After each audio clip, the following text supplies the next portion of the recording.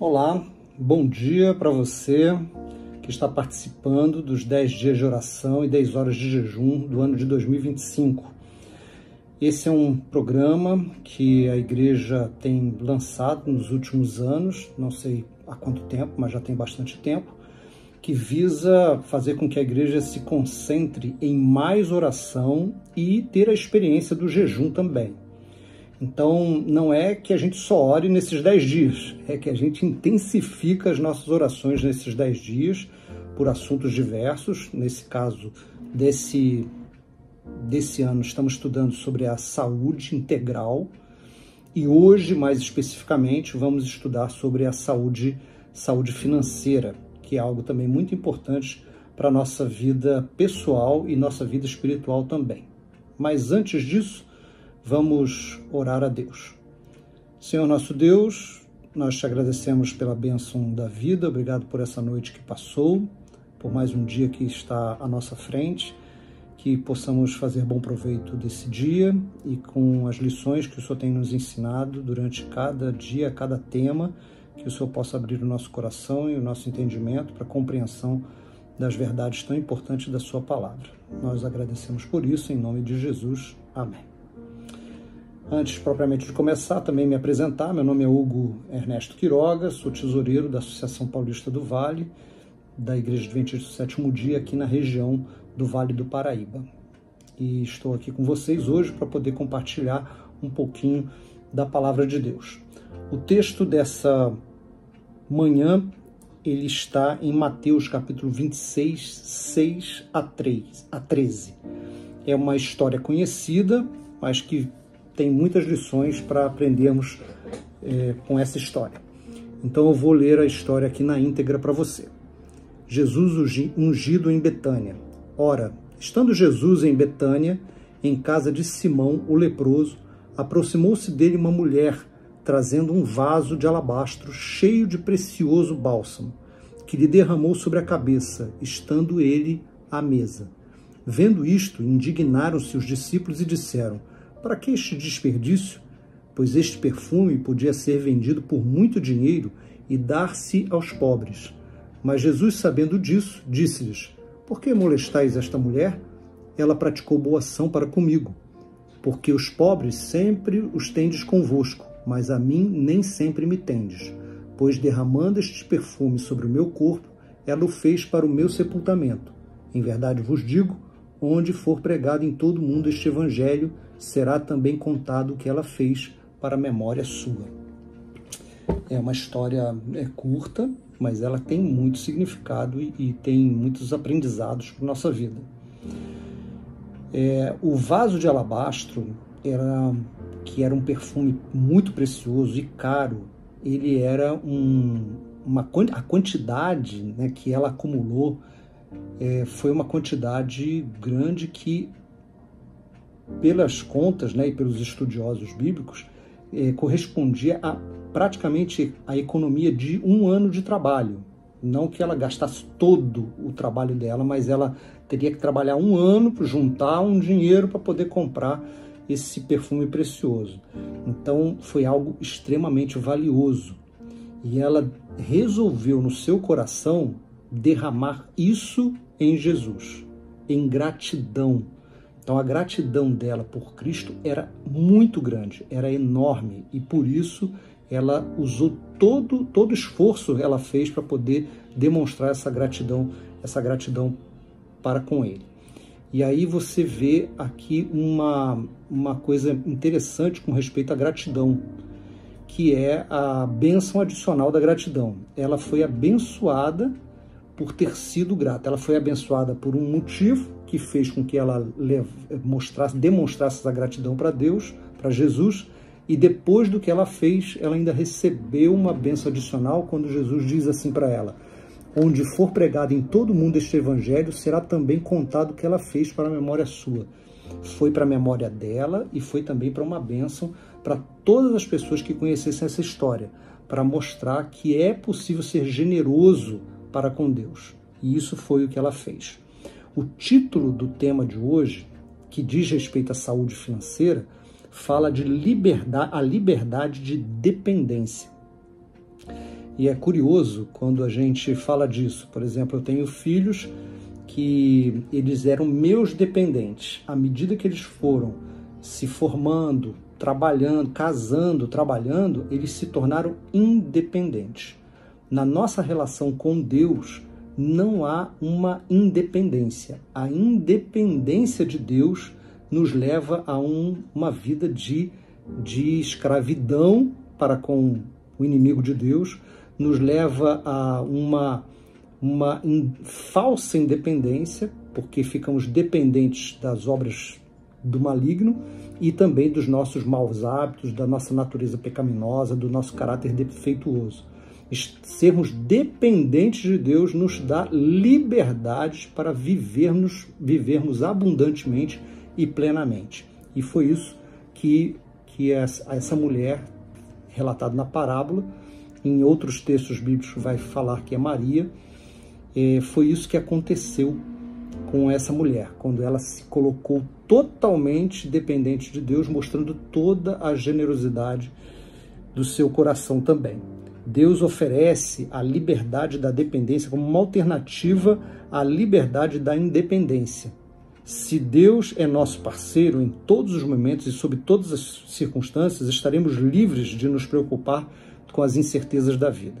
Então, estar dependente de Deus nos dá segurança para viver e nos faz independentes. Independentes, não estarmos desconectados de Deus, mas podemos ter a liberdade de poder viver a vida plenamente.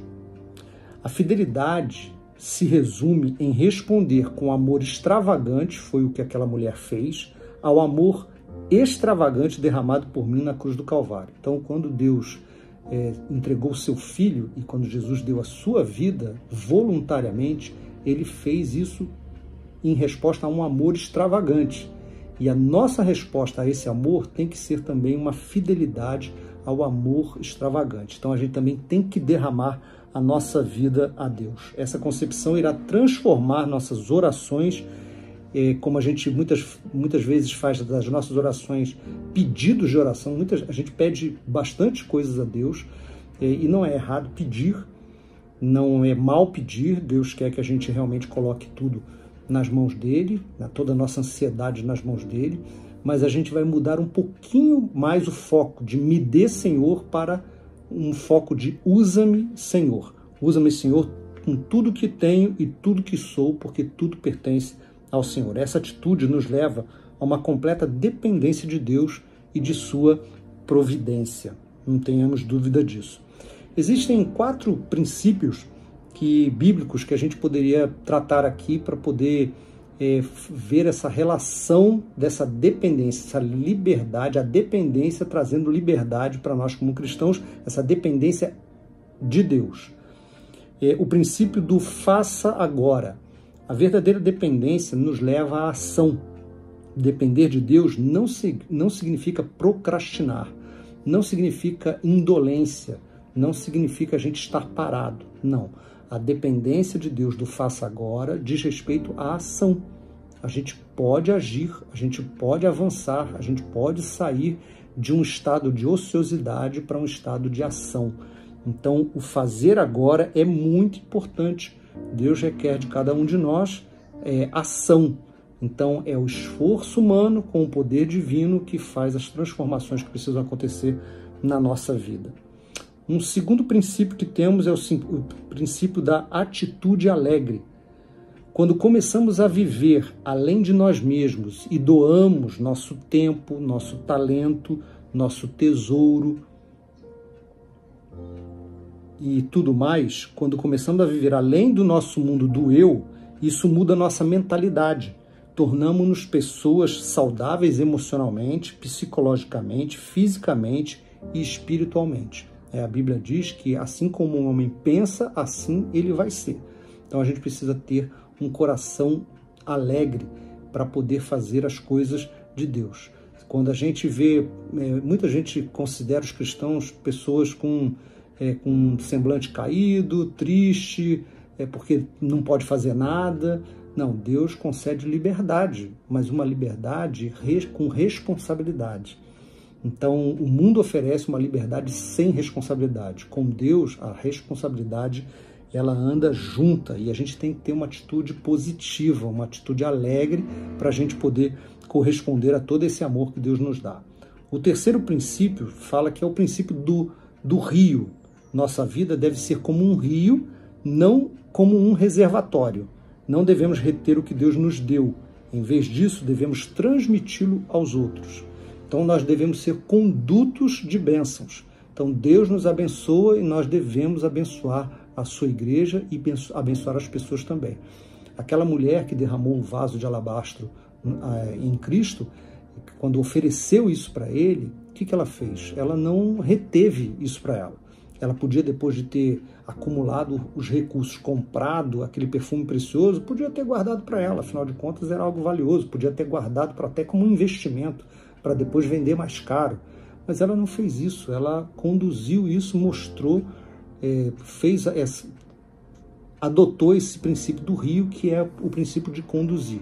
Então, quando Deus abençoa a gente, não é para a gente reter a bênção, é para a gente também compartilhar a bênção que Deus tem concedido para mim e para você também. O princípio, quem tem quem. Até que Deus esteja no controle da minha vida, estou fora de controle.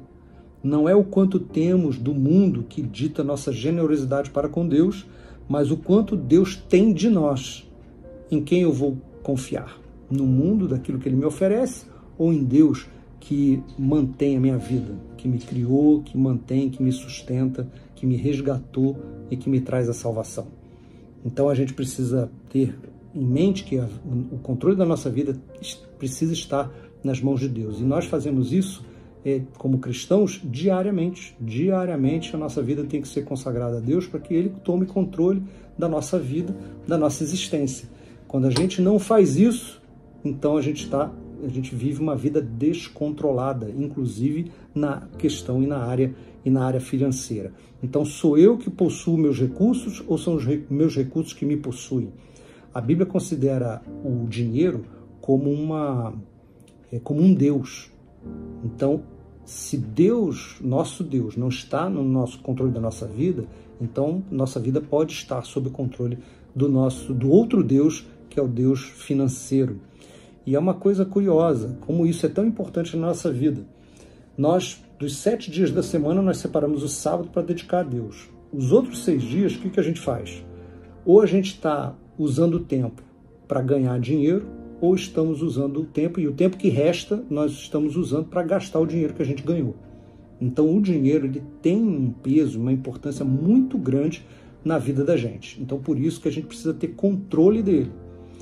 E como é que você controla, consegue ter uma vida financeira controlada? É você tomando conhecimento de como o dinheiro funciona, como você adquire, como você gasta. Quanto mais conhecimento você tem, mais seguro você vai se sentir e menos preocupado, menos preocupações e o dinheiro vai trazer para a sua vida. Então, quando você não conhece muito bem uma coisa, você se sente mais inseguro. Quando você conhece, você tem mais segurança para fazer o que precisa ser feito. E como a gente pode tornar-se dependente de Deus? Então, tem alguns passos que a gente precisa dar. Então, vamos ver que passos são esses. Primeiro, creio que tudo que tenho chegou até mim pela amorosa mão de Deus. Ou seja, tudo que eu sou, tudo que eu tenho, não foram adquiridas pela força ou pela minha inteligência. Isso foi concessão de Deus. Se Deus não me desse a vida, se Deus não me desse força, se Ele não me desse talentos, se Ele não me desse dons, se Ele não me desse condições, saúde, eu não conseguiria adquirir as coisas que eu tenho. Então, a visão que um cristão tem é a visão de que Deus te concede, te dá condições e recursos para que você cuide, administre bem esses recursos para poder manter a sua vida. Segundo, devo aprender a viver satisfeito com a provisão atual de Deus para a minha vida. Então a gente encontra, isso é um mandamento bíblico, o mandamento do contentamento. Deus, lá no 10º capítulo, ou melhor, 10º mandamento, dos 10 mandamentos do Decálogo, ele diz assim: não cobiçarás a mulher do teu próximo, as coisas do teu próximo, nada do teu próximo. Então, por quê? Ele diz, resumindo, esteja contente com aquilo que você tem. E uma vez eu contente com aquilo que eu tenho, eu preciso, tendo contentamento em relação a isso, eu vou viver mais satisfeito com aquilo que Deus tem concedido para a gente, ou para mim. Então, a gente tem que aprender a viver satisfeito em toda e em qualquer situação. Então, às vezes, a vida não está boa, não é que eu vou ficar alegre porque ela não está boa, né? Eu tenho que me regozijar em Deus, saber que minha vida está nas mãos dele, saber que Deus me sustenta, que esse momento difícil vai passar, né? E se ele demorar um pouco mais, eu vou estar acompanhado por Deus, e uma vez acompanhado por ele, eu ganho satisfação e segurança, porque o que mais importa é Deus ter o controle da minha vida, a despeito da situação que muitas vezes eu me encontro.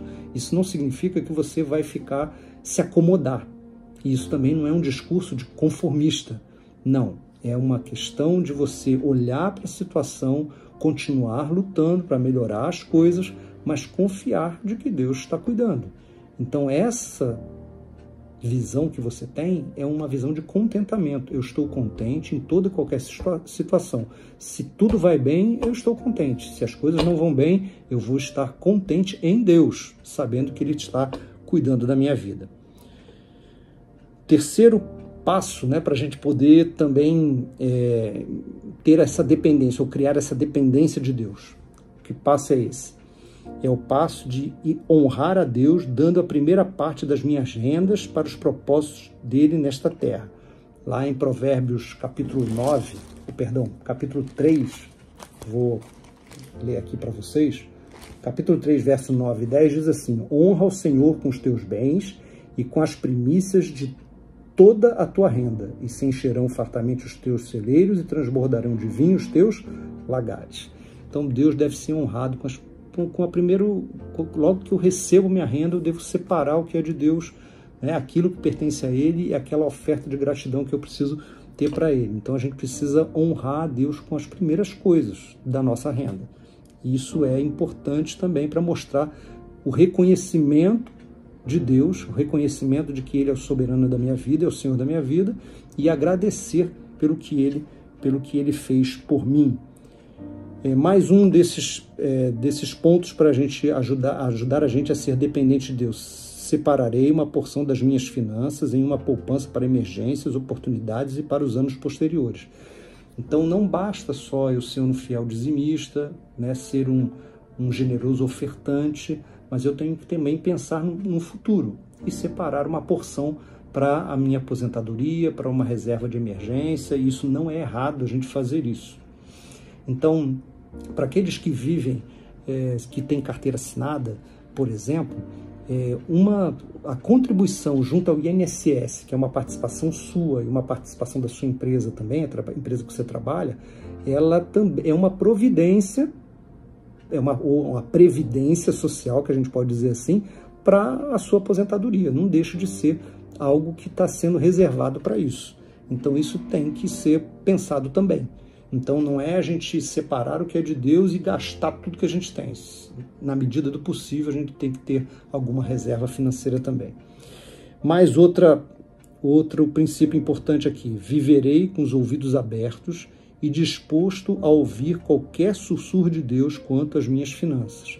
O que isso significa? Quando a gente coloca a nossa vida na mão de Deus e sob controle dele, a gente precisa ficar atento aos sussurros, como diz aqui, a respeito do que Deus fala para a gente, da maneira como a gente vai fazer, em guardar, em economizar, em aplicar, em investir.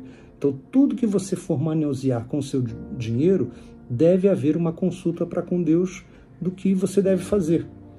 Então, se muitas vezes você não ouve o que deve fazer, você fala: Senhor, eu estou pretendendo fazer isso e aquilo, outro com o meu recurso.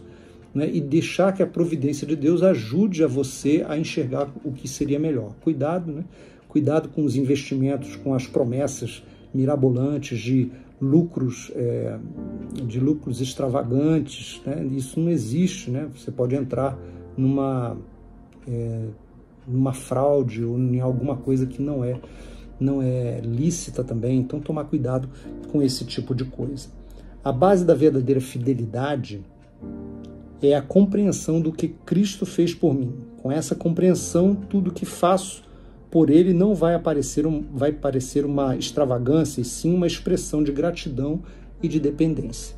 Então, é importante a gente ter isso em mente, né? A verdadeira fidelidade é a compreensão do que Cristo fez por mim. Então, Ele é nosso Senhor e nosso Salvador. Quando a gente devolve o dízimo, nós estamos devolvendo aquilo que não nos pertence. Biblicamente, a gente já reconhece que o dízimo é uma parte que pertence a Deus. Então, quando a gente devolve o dízimo, nós não estamos fazendo nenhum favor para Deus. Quando você devolve alguma coisa para alguém que pertence a ela, isso não é favor. Isso não é generosidade. Isso é honestidade e é obediência. É o que a gente faz. Já a oferta tem uma conotação diferente. A oferta eu não tiro de algo que pertence a Deus. Eu tiro de algo que pertence por concessão a mim, que são os 90% que sobram. Então, tirar desses 90% que eu posso fazer o que eu quiser com ele, eu tirar dali, aí é um motivo de gratidão. Estou sendo generoso. E aí eu vou avaliar que percentual eu vou conceder ou vou dar de gratidão a Deus. O dízimo é 10%. O nome dízimo significa 10ª parte. Então, eu vou dar 10%, ou vou devolver 10% que pertence a Deus, porque o dízimo corresponde à 10ª parte. E a oferta, que percentual que é? Bem, a oferta foi deixada por Deus para que cada um faça segundo o proposto do seu coração. Cada um contribua segundo o proposto no seu coração, não com tristeza nem por necessidade, porque Deus ama aquele que dá com alegria. Então, quando a gente vai separar a oferta, e vai oferecer como uma forma de gratidão. E gratidão pelo quê? Pelo que Deus fez por você. Por Ele ter enviado seu Filho, por Ele ter derramado a sua vida na cruz para te salvar. Então, esse é um momento de gratidão. Aí você vai pensar, mas Deus fez tanto por mim, eu não quero só dar isso, é uma parte dos meus, eu quero dar tudo. Mas realmente, tudo pertence a Deus, 100% pertence a Ele. Só que 10% é uma parte que Ele diz, essa parte é minha, para poder Ele dar a manutenção ao ministério e ao evangelho poder ser pregado. E a oferta, ela serve para mostrar a gratidão que eu tenho a Deus, e aí eu vou ajudar os recursos, vou ajudar a minha igreja local e também aos projetos, né, das igrejas de outros lugares também, para poderem desenvolver a questão patrimonial também das suas congregações. Então a gente participa das duas formas, né? Dizimando, a gente participa com o ministério, a pregação do evangelho em todas as partes do mundo, local, estadual, nacional e mundial. E na oferta também acontece isso, de maneira local, na igreja local, também na associação, quando ajuda outras igrejas, e também em outras partes do mundo, que são as ofertas das missões da escola sabatina. Muito bem. Que Deus possa abençoar cada um de nós, que a gente não tenha medo de sermos fiéis a Deus. Deus, Ele entregou o seu Filho para nos salvar, fez um amor extravagante, e esse amor extravagante pode ser correspondido por um amor da minha parte extravagante. A gente não pode imitar, ou melhor, a gente não pode fazer como Deus fez, mas a gente pode imitar. Afinal de contas, há um texto na Bíblia que diz assim: sede, pois, imitadores de Deus como filhos amados. Efésios capítulo 5, verso 1 e 2. E andar em amor como também Cristo nos amou e se entregou a si mesmo por nós, como oferta e sacrifício a Deus em aroma suave.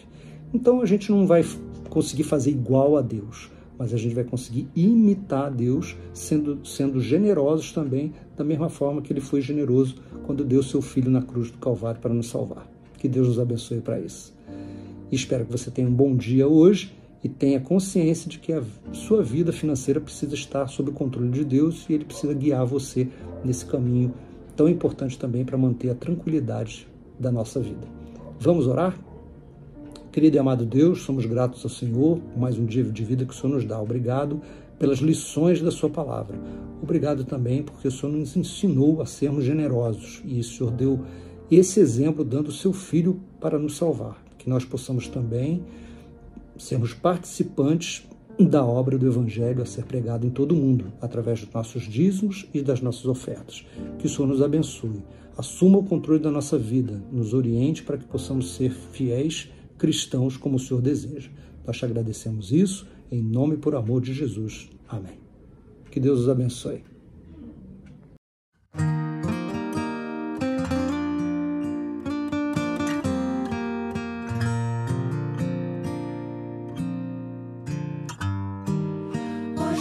São tão curtos, pequenos demais. As horas passam tão rápido, o tempo escorre pelas mãos.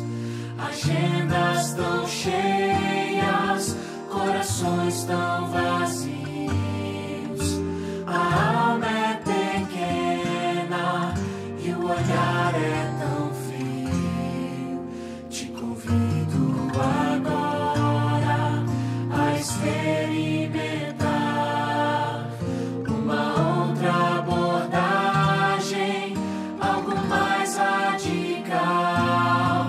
Joga fora os teus medos e conversa com Deus. Revela a Ele os teus segredos que o pecado escondeu. Põe primeiro Deus no começo do dia. Põe primeiro Deus, o futuro é incerto. Põe primeiro Deus por um ato de fé. Tua vida vai começar a florescer.